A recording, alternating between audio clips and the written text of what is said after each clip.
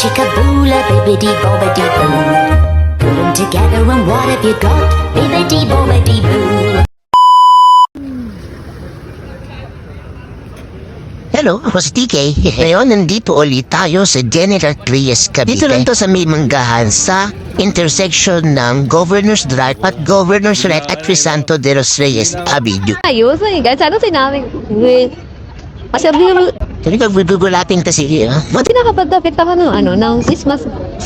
Hindi ko talaga sinabi kay Master na nandito na ako dahil hindi ko din in-expect ba kasi hindi ako makadaan dito. Kahit in-invite nila tayo, sabi ko kasi mag-chat na lang ako pag mag-visit na ako sa kanila. Kaya paano nalaglag ako ng tinitor kanina? Yung pala, mga senyales. So yun, tinitimdahan na tayo ni Master ng caramel macchiato which is yung isang recommended dilata. Alam niyo ba, yung espresso base na ito ay kakaiba. So secret na nila Master yun. Secret na namin yun.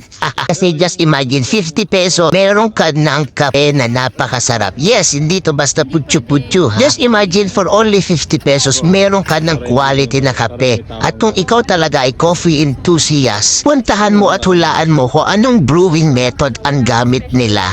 At take note, sila din ang gumagawa ng kanilang sauce, o diba? Siyempre, pinatry din nila sa atin ang kanilang Spanish latte na may pagka-burnt at lasa. Mas gusto ko to. O yun, nabot na tayo ng dilim dito. Actually, 5:30 pa rin to. Siyempre, Pasko na, kaya medyo madilim lahat. Every ganitong oras, lumilipat sila doon sa may tabi ng kalsada na akalain mong bazaar ang kanilang pinwestuhan sa dami ng tao. Marami kang food trip na makikita dito. Ayan, pwede mong i-vlog yan. Marami din daw nag-food vlog dito, pero tayo ngayon, syempre, coffee vlog tayo, coffee trip.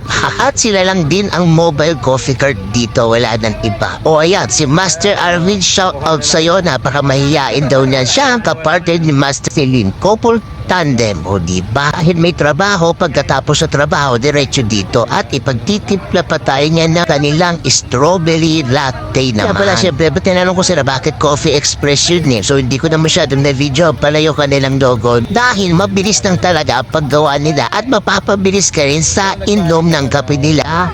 Sulit at quality. Ano na talaga silang mga regular customer na binabalik-balikan sila kahit nandito lang sila sa again, maraming salamat pala sa mga masters inyong pag-invite sa akin sa napakabilis, napakasarap na inyong kape. Hanggang dito na lang, bye-bye!